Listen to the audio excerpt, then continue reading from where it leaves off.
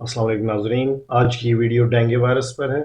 اس کی تفصیلی علامات کیا ہوتی ہیں اور اس کی ٹریٹمنٹ کیسے کی جاتی ہے۔ تو اس ویڈیو میں ہم زیادہ تر ان چیزوں کو کور کرنے کی کوشش کریں گے جو پہلے ڈسکشن میں نہیں آئیں۔ بہت سارے لوگوں نے اس پہ ویڈیوز کی ہیں، بہت سارے ڈاکٹرز نے اس کو ڈسکس کیا ہے، تو ہم زیادہ تر ان باتوں پہ فوکس کریں گے جو تھوڑی سی فردر ڈیٹیل مانگتی ہیں۔ تو بیسک بات سے شروع کرتے ہیں۔ ڈینگی وائرس 4 قسم کا ہو سکتا ہے: ڈین-وی1، ڈین-وی2، ڈین-وی3، ڈین-وی4۔ یہ 4 مختلف سیرو ٹائپس ہیں جن کی وجہ سے ڈینگی فیور ہو سکتا ہے۔ ہم یہ وائرل بیماری کیسے کیچ کر سکتے ہیں؟ جی ہاں، ہمارے دیرینہ دوست مچھر ایک خاص قسم کا ہوتا ہے جس کو ایڈیز ایجپٹائی کہتے ہیں۔ تو یہ ڈینگی وائرس اسی مچھر کے پیٹ یعنی اس کے سٹمک میں اور اس کے منہ میں رہتا ہے، اس کے سلائیوا میں ہوتا ہے۔ اور جو لوگ میڈیکل سائنس سے وابستہ ہیں وہ یہ جانتے ہوں گے کہ وہی مچھر ہے جو پاسٹ میں یلو فیور کا باعث بنا کرتا تھا۔ ابھی بھی یلو فیور کے کیسز افریقن کنٹریز میں سامنے آتے ہیں اور ان کا جو ویکٹر ہے وہ بھی یہی ایڈیز ایجپٹائی نامی مچھر ہے۔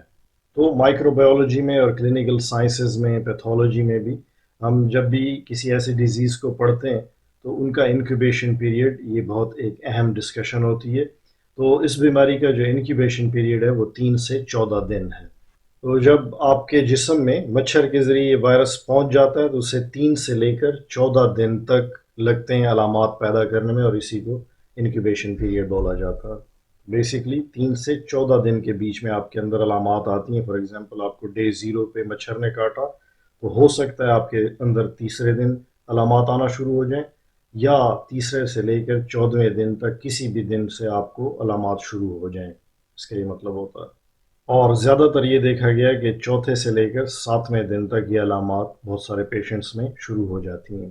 تو جیسے آپ نے کرونا وائرس میں دیکھا تھا، یہاں پر بھی اس وائرس سے بچوں کو کوئی خاص علامات نہیں آتی اور وہ خود بخود ٹھیک ہو جاتے ہیں، لیکن بچوں کو بخار رہ سکتا ہے۔ تو یہ بیماری جیسے آپ نے کرونا وائرس میں دیکھا تھا کچھ لوگوں میں جان لیوا بھی ثابت ہو سکتی ہے۔ اگر کسی کو پہلے سے بیماریوں، پری ایگزسٹنگ ڈس آرڈرز ہوں، بلڈ پریشر، شوگر وغیرہ، یا اولڈ ایج بھی ایک فیکٹر ہوتا ہے، تو ان صورتوں میں یہ سیریس ہو سکتی ہے۔ اور جب انسان میں ایک بار علامات شروع ہو جاتی ہیں تو ان علامات کا دورانیہ 3 سے 7 دن تک ہوتا ہے۔ یعنی وائرس تو انسان کے جسم میں پہلے آ جاتا ہے، علامات بعد میں آتی ہیں، لیکن اس کی جو علامات کا دورانیہ ہے وہ 3 سے 7 دن تک ہے۔ اس دوران بخار ہوتا ہے یا باقی کمپلیکیشنز جو آگے سلائیڈز میں ہم ڈسکس کریں گے وہ رہتی ہیں۔ جی ہاں، تو علامات ڈسکس کر لیتے ہیں۔ تو اس کی علامات اچانک سے آتی ہیں۔ بخار جو ہوتا ہے وہ اچانک سے شروع ہوتا ہے اور کافی ہائی گریڈ فیور ہوتا ہے۔ یہ تیز بخار ہوتا ہے، 100 ڈگری سے اوپر ہوتا ہے، 101، 102، 103 یا ایون اس سے اوپر کو بھی ہٹ کر سکتا ہے۔ اس میں سر درد رہتا ہے، ریٹرو آربیٹل پین ہوتا ہے، یہ جہاں پہ لکھا ہوا ہے، آنکھوں کے پیچھے اور اس کے آس پاس جو ہے اس حصے میں درد محسوس ہوتا ہے۔ اور اگر کسی کو ایسی سمٹمز ہوں تو اسے احتیاطاً اپنا ڈینگی کا ٹیسٹ کرا لینا چاہیے یا اپنا CBC کرا لینا چاہیے، جس کے اندر اس کا پلیٹلیٹ کاؤنٹ کم نظر آ سکتا ہے۔ اس کے علاوہ مریض کے پٹھوں اور جوڑوں میں درد رہتا ہے۔ ایسے مریضوں کو متلی، الٹی، دست یا پیٹ میں درد کی شکایت بھی ہو سکتی ہے۔ تو اگر آپ دیکھتے ہیں کہ آپ کے پیشنٹ کے اندر یہ پہلی 3 علامات ہیں اور ساتھ میں یہ علامت بھی شامل ہو گئی، نہیں یہ چوتھے نمبر پہ جو میں نے لکھا ہے، اس کا مطلب ہے کہ آپ کا پیشنٹ اب کافی تکلیف میں ہے اور ایسے پیشنٹ کو فوری طور پہ ہاسپٹل لے جانا چاہیے۔ یہ اس میں شامل ہو جاتا ہے تو زیادہ امکان یہ ہے کہ آپ کا پیشنٹ ڈی ہائیڈریشن میں جا سکتا ہے اور ایسے پیشنٹ کو ضرور ہاسپٹلائز کرنا پڑتا ہے۔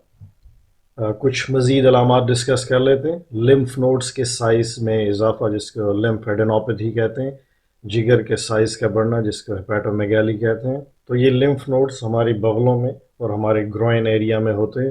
تو یہ چھوٹے چھوٹے، اکثر آپ نے اگر فیل کیے ہوں کبھی، آپ ہاتھ لگاتے ہیں تو چھوٹے چھوٹے محسوس ہوتے ہیں، ان کی سائز میں اضافہ ہو جاتا ہے اور یہ انفیکشن کی نشانی ہے۔ تو اگر کمپلیکیشنز اس کی شروع ہو جائیں تو ان کی سائز کافی بڑی ہو جاتی ہے۔ اس طرح اگر جگر کی سائز کو دیکھا جائے تو وہ بھی بڑھ جاتی ہے۔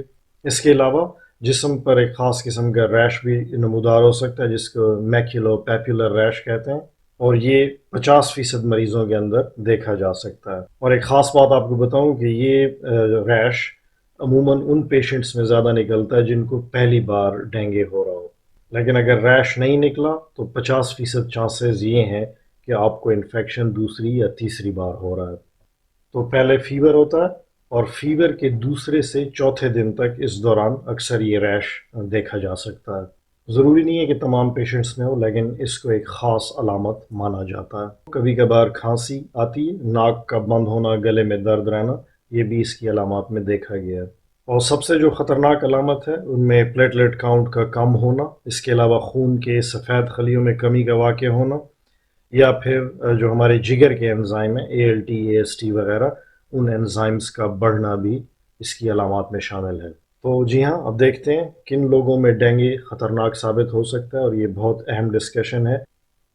تو نمبر 1، جن لوگوں کو پہلے ڈینگی ہو چکا ہے، اور یہاں پہ میں نے جو 18 مہینے لکھے ہیں اس کو پلیز فوکس کیجئے۔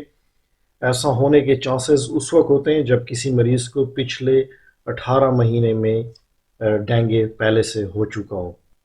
تو 18 مہینے کے عرصے کے دوران اگر پہلے بھی آپ کو ڈینگی ہوا ہے اور وہ کسی اور سیروٹائپ سے ہوا ہے، تو جو شروع میں نے آپ کو 4 سیروٹائپس بتائی تھیں 1 to 4، اگر ان میں سے کسی اور سیروٹائپ کی وجہ سے آپ کو ڈینگی ہوا تھا اور اس بار کسی اور کی وجہ سے ہوا ہے، تو ایسے مریضوں کی حالت بھی سیریس ہو سکتی ہے۔ اور اس کے پیچھے جو فینومینا انوالو ہے اس کی ڈسکشن میں نے کرونا وائرس کے دوران بھی کی تھی، اس پہ ایک ڈیٹیل ویڈیو موجود ہے جس کو ہم نے اینٹی باڈی ڈیپینڈنٹ انہینسمنٹ کے طور پہ پڑھا تھا۔ جی ہاں، وہ مریض جن کو اور بیماریاں ساتھ میں لاحق ہوں، یہ آپ اکثر کرونا وائرس میں بھی سنا کرتے تھے، بلڈ پریشر، شوگر، موٹاپا وغیرہ، تو ایسے مریضوں میں بھی ڈینگی خطرناک ہو سکتا ہے۔ تو اس مرض کا چوتھے سے لے کر 7واں دن بہت ہی کروشل ہوتا ہے۔ تو اگر ڈینگی کا مریض یہ ایام یعنی چوتھے سے 7ویں دن تک اس پیریڈ کو کراس کر جائے تو کوئی مسئلہ نہیں ہوتا، کیونکہ جن لوگوں نے خراب ہونا ہوتا ہے وہ انہی دنوں کے اندر خراب ہوتے ہیں۔ اب آپ کو ایک بہت ہی دلچسپ بات بتاتا ہوں جو اکثر لوگ ڈسکس نہیں کرتے، آپ کو سمجھانے کے لیے یہ سلائڈ بہت اہم ہوگی۔ جو پلیٹلیٹس کا نارمل کاؤنٹ ہے، اگر آپ بلڈ اپنا ٹیسٹ کراتے ہیں، کمپلیٹ بلڈ کاؤنٹ کراتے ہیں، اس کے اندر جو نارمل لمٹ لکھی ہوئی ہوتی ہے وہ 1.5 لاکھ سے 4 لاکھ تک کی ہوتی ہے۔ آپ کا پلیٹلیٹ کاؤنٹ اس کے درمیان میں ہونا چاہیے، لیکن ڈینگی کے مریضوں میں یہ دیکھا گیا کہ یہ تعداد کم ہوتے ہوتے 40,000 تک رہ جاتی ہے، اس سے بھی آدھی ہو جاتی ہے 20,000 تک، اور ایسے مریض بھی دیکھے گئے جن میں یہ تعداد 10,000 تک رہ گئی تھی۔ یہ پلیٹلیٹ کاؤنٹ کیسے کم ہوتا ہے، اگر آپ چاہیں گے تو میں کسی اور ویڈیو میں تفصیل سے اس کا ذکر کر دوں گا کہ ہماری بلڈ ویسلز کیسے لیک کرتی ہیں، ہماری خون کی نالیاں وہ لیک کرنے لگتی ہیں، ان کی پرمیبلٹی بڑھ جاتی ہے اور ان سے پلیٹلیٹ باہر نکلنا شروع ہو جاتے ہیں، تو خون کی رگوں کے اندر پلیٹلیٹ کاؤنٹ کم ہونا شروع ہو جاتا ہے، اور ایسی کنڈیشن میں پھر انٹرنل بلیڈنگ کا خطرہ ہوتا ہے، اور اس کو ڈینگی ہیمریجک فیور بولا جاتا ہے۔ یہ پرانی ایک ٹرم ہے، آج کل بھی کبھی کبھار یوز ہوتی ہے۔ تو جیسے میں نے بتایا، اگر پلیٹلیٹ کاؤنٹ بہت زیادہ کم ہو جائے، 10,000 یا اس سے بھی نیچے آ جائے، تو انٹرنل بلیڈنگ کے چانسز ہوتے ہیں۔ پیشنٹ کے ناک سے خون آنا شروع ہو جاتا ہے، اس کو ایپسٹیکسس بولتے ہیں۔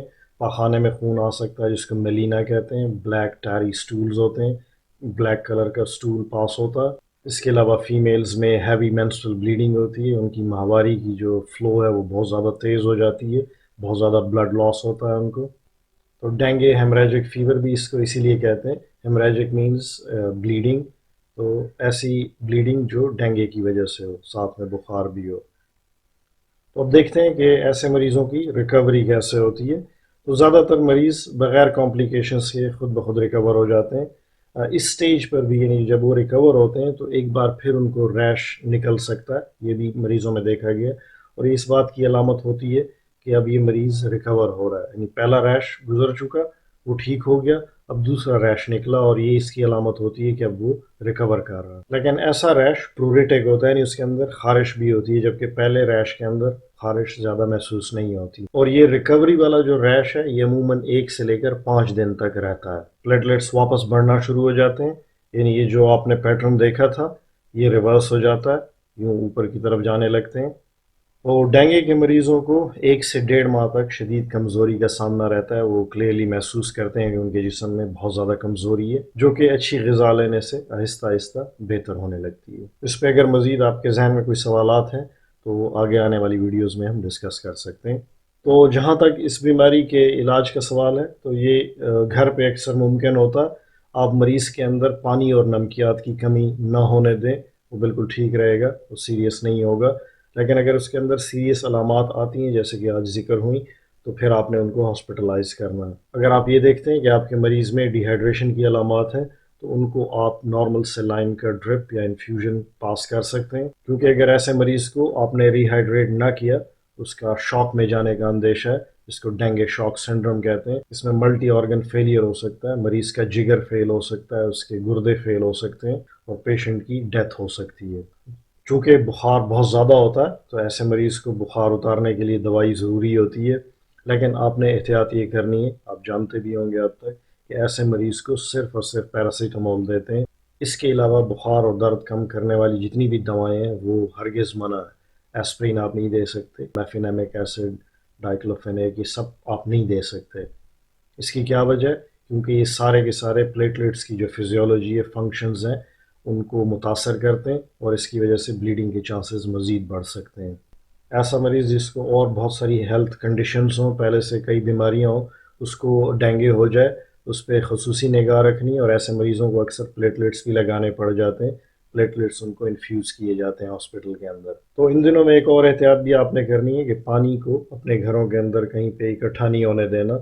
فار ایگزامپل آپ پودوں کو پانی لگاتے ہیں تو یہ جو ایک خاص ایک ٹائم پیریڈ چل رہا ہے جس میں ڈینگے ہو رہا ہے، کیونکہ یہ مچھر پانی کے اندر افزائش پاتا ہے، تو ان دنوں میں اگر آپ پودوں کو پانی نہیں بھی دیتے تو اتنی حرج نہیں ہے، کیونکہ اتنی زیادہ گرمی نہیں ہے، تو آپ اس چیز کو اوائڈ کریں۔ گھر میں جس کو ڈینگے ہوا ہو اس کو آئسولیٹ کریں، اس کو نیٹ میں بھی رکھ سکتے ہیں، کیونکہ اگر یہی مچھر اس مریض کو کاٹ کے کسی اور فیملی ممبر کو کاٹے گا تو اس کو بھی ڈینگے ہو سکتا ہے، اس لیے احتیاط ضروری ہے۔ آج بس اتنا ہی، اپنا اور اپنے آس پاس لوگوں کا خیال رکھیے۔ فی امان اللہ۔